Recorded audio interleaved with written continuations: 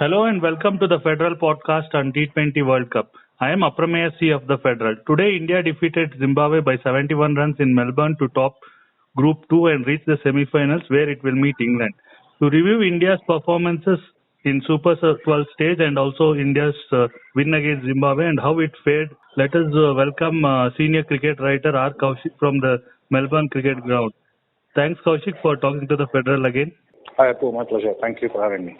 Kaushik, it was a Sunday that showed again that cricket is a game of glorious uncertainties. First, the Netherlands turned tournament favourite South Africa, and it opened the door for Pakistan to reignite its World Cup hopes. And it also put India in the semi-finals even before the game against Zimbabwe had started. After the Dutch won, Pakistan beat Bangladesh to join India, New Zealand, and England in the semi-finals. India was not challenged by Zimbabwe, and the men in blue dominated in front of over 80,000 people at the MCG. Again, a special innings from Surya Kumar Yadav. Your thoughts on India's win today and overall in the Super 12 stage, Kaushik? Yeah, like you said, there is a certain comfort which comes from knowing before the match starts that you're already in the semi-final. But right. I don't think India have paid too much attention to that fact, because when you get to the knockout stage and you want to carry some form, you want to carry some momentum with you, you needed a comprehensive win against Zimbabwe to reassure yourself that yes, because we must keep in mind that India won two really tight matches, two last ball finishes. So, and while they did a lot over the Netherlands, they needed a win of this nature to take them into the knockout stages. So from that point of view, it was a fantastic evening out.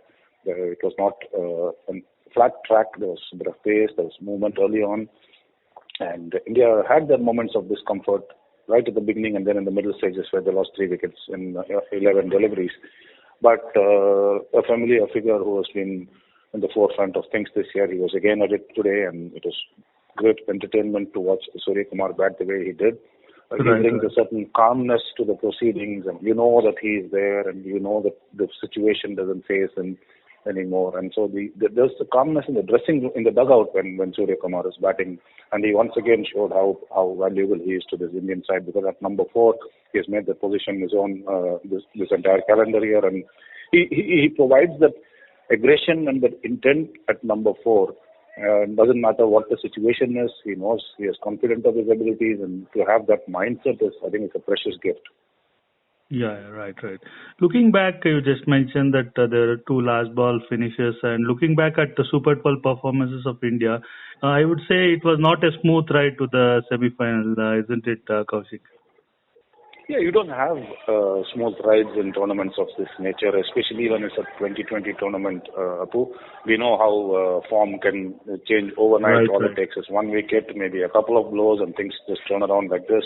And this tournament alone has shown that there is the gap between the bigger teams and the smaller teams, the so-called smaller teams, can be narrowed by this format. So that is the beauty of the T20 game. And so therefore, to expect a smooth ride is a little unfair, I would say, simply because it's a 20-over format. In the 50-over format, you have a greater chance to come back. Here, everything just happens in a frenzy, and there is no time to regroup. We were just reacting on the fly, so to say. So it is impossible unless you're playing such fantastic brand of cricket, which can happen in bilateral series. But in a tournament like the World Cup, you will have odd stumbles and stutters and setbacks. India had their fair share of those trying moments. To their credit, they held their nerve in those tight finishes that you spoke about. This is a team that knows how to win. This is a team that knows how to clinch the big moments. And I think that was illustrated by the fact that they were able to keep their poise and their composure and their wits around them, both in the match against Pakistan and in the match against Bangladesh.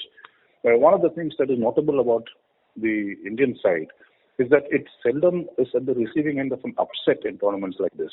Right. It doesn't lose to the teams that are ranked much below them. You might see that a lot of other teams stumble. Australia have lost to Zimbabwe in the T20 World Cup. Pakistan lost to the Netherlands this time.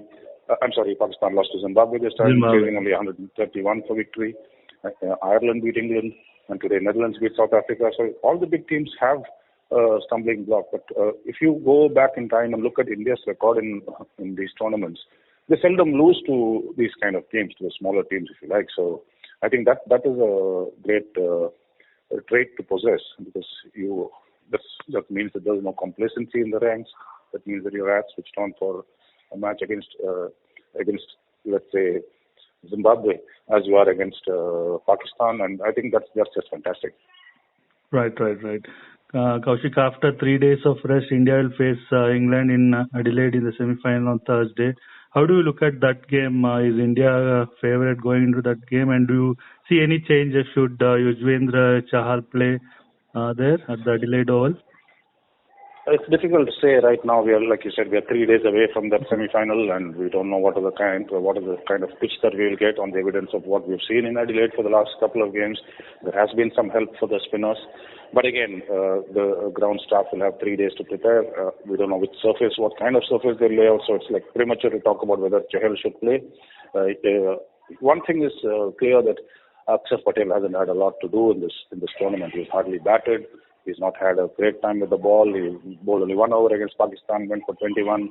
Today he went for 15 in his first over when Zimbabwe of a role to play with the bat and the ball.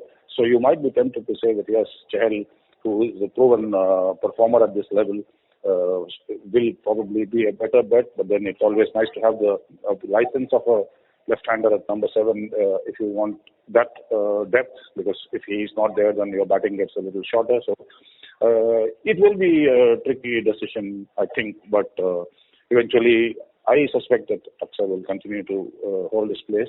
Whether India are favourites, I mean, it's very difficult to pick a favourite in this format. England made a real meal of their victory last night against Sri Lanka. They were cruising and then they lost their way. There was great tension and great pressure. And sometimes these things can fire you up. They might so easily recover because England's a powerful team. We all know what they're capable of doing with the kind of batting they have with Buttler and Hales and Stokes. It's a very explosive lineup even without the injured Johnny Bairstow. So I think it's difficult to appoint a favourite for that game. I think it's a 50-50 game. And eventually it will come down to fine margins in these kind of games when two equally matched teams are playing each other. It should make for a good contest. And if and it's a big if India bat first and they put a reasonable score on the board like they did today, and if the ball starts gripping, then yes, probably India will start favourites. But we must not forget that England also have got 2 quality spinners in Adil Rashid and Moeen Ali. So yeah, it will be a brave man who appoints a favourite for that game. All right, Kaushik. One last question. Is there a concern over the top of the order, Rohit Sharma not getting that many runs, and Rahul has clicked in the last couple of matches with half centuries? Is there a bit of worry? There will be a little bit of, I won't say concern, yes, there will be a little bit of worry. And more than anyone else, Rohit will want a few runs for himself because he is the captain of the side. It's all fine to be leading a winning side, but as captain and as someone who's who's a proud individual, he will want to make a contribution with the bat, which is his primary vocation. The worrying thing is that India have not had a substantial opening partnership in this tournament. The highest partnership in this tournament so far for the opening wicket for India is 27, and that was tonight. Before this, it was 23 against South Africa. So that is a concern, but we must also keep in mind that fresh pitches, there is help with the new ball. These are not excuses. These are little factors which batsmen have to be wary of. If you look at it, most of the teams have struggled up front. They lost early wickets. So there is a challenge for the batsmen that may not have been there in the subcontinent, if you like. But yes, definitely Rohit would like a few runs for himself. He would like to be associated with Rahul in giving the team a good start. And who knows, maybe he will choose the semi-final to get back into run-scoring base, because we know that he's a big match player, he's a big occasion player. I mean, he had 500s in the World Cup, in the 50-over World Cup 3 years back, so he knows what it is to perform in these tournaments. So India will be hoping, and Rohit will be hoping more than anyone else, that he makes the opportunity count come the semi-final. Thanks, Kaushik. Thanks, Apu. Let's hope we have a good game on Thursday, and let's join the rest of the country in hoping that India gets through to the finals. Yeah, Kaushik. Thank you.